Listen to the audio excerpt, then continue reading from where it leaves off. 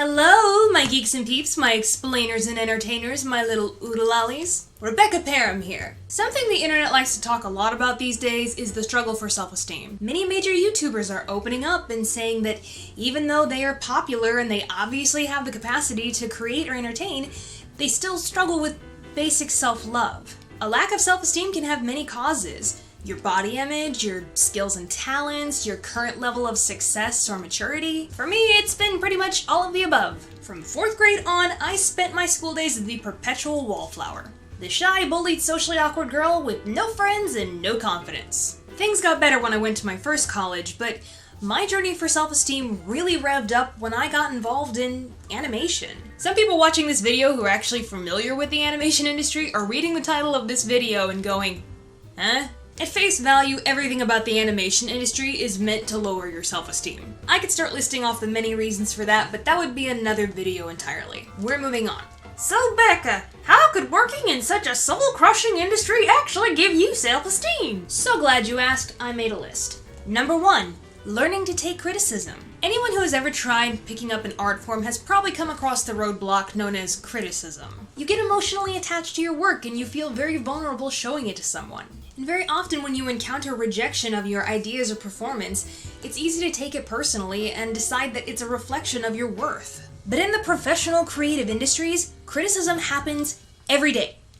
Literally. In major studios, you show your work to a group of your colleagues and superiors every day. They're called dailies, for goodness sake. And in the creative industries, you have to learn how to take criticism. And what that basically boils down to is accepting the fact that you are an imperfect human being, and you will make mistakes, and you do have areas that need improvement. And that's okay! That's normal! Everybody in the room is getting critiqued and having their weaknesses put on display. It ain't just you. But the constructive criticism that you receive from your colleagues is just a means of making you better. Making you stronger. So accept the criticism. Get excited about it. Yay! I'm gonna be better by the end of this. Oh my gosh. Anyways. Number 2, having confidence in your ideas. Now, just because you have to learn how to accept constructive criticism doesn't mean you can't believe in the decisions that you make. That was a very hard lesson for me to learn in animation. Because if you have zero confidence in your capabilities as an artist, you end up second-guessing every little choice you make. Every color, every line, every idea. Projects take forever because you are constantly going back and changing things. And the end result is that your work becomes watered down and mediocre. You never venture to try anything new or interesting, so therefore you never grow as an artist. So you have to recognize to yourself, I know what I'm doing. You want to use that color for these reasons. The character is going to walk to the store for this motive. And you stick to your guns, especially in critique. Your client or superior or colleagues are not always right. So when you know you've made the best creative choice, you've got to defend it. In a mature and professional way, that is. So what this does for your self-esteem is that you know your worth. Knowing that you have skills and experiences and ideas and good things about yourself that you can bring to the table and add to the conversation.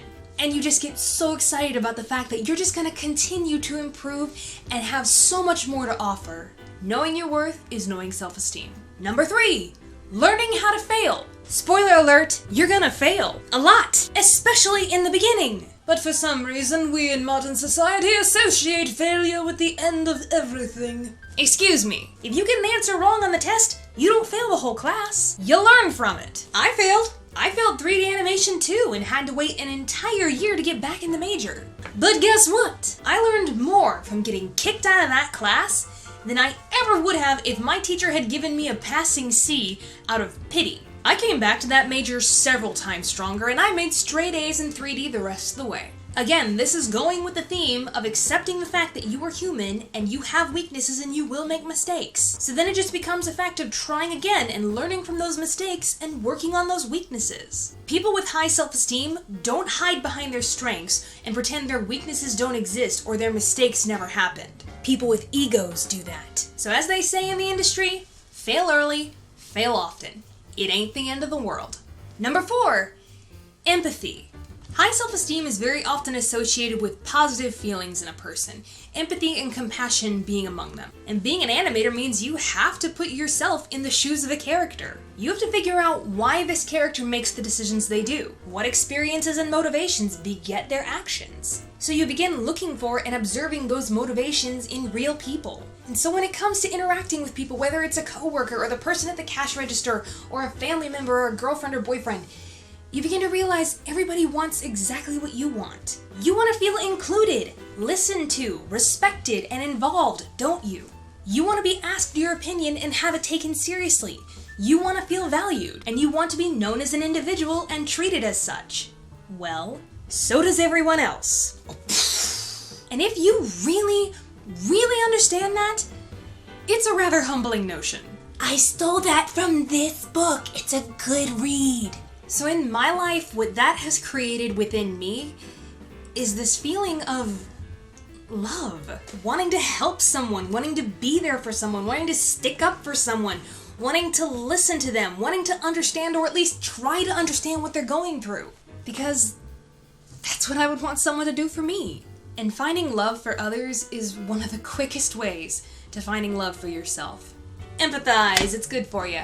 And number 5, and really one of the most important for me, seeing beauty. Becca, what do you mean by that? So glad you asked, I'll tell you. This one was pretty revolutionary for me when I finally figured it out. The concept of beauty, especially human beauty, exceeds all societal definitions of that word. What are you talking about, Becca? Here's some context. I've always been the fat kid, from 3rd grade to this very moment. And I can say without a doubt, it has been the biggest influencer of my self-esteem, or lack thereof, for my entire life. I don't have to go into detail about being a fat person in a thin person's world. We're all talking about it lately. It's a thing. But up until I got into animation, I believed I was ugly. It was just a fact. I was less than. My body was a huge factor in my worth as a human being. I played into the boundaries that society sets for anybody above a size 8. And it sucked. And then I went to animation school, and I began to notice things. Especially when we were drawing nude models in figure drawing class.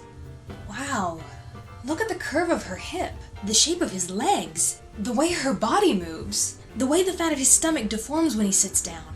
It's all so fascinating. I could use her body shape for my character design.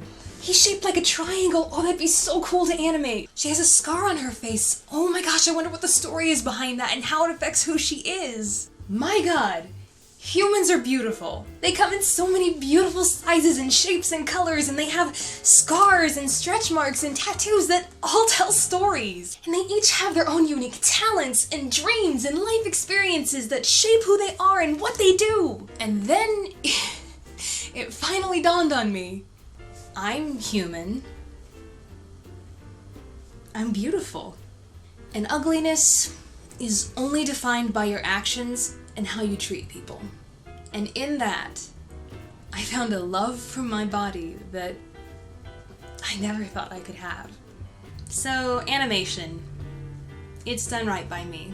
So to conclude everything and put it up in a tiny little box and put a bow on it for you, just remember that the journey for self-esteem is a never-ending one. There are highs and lows, there are good days and bad days. Even I have days where in the morning I'll feel warm and positive about myself and just love everything about me, and by the afternoon, I can't even look at myself in the mirror. Normal. Normal, normal, normal, normal, normal, normal, normal.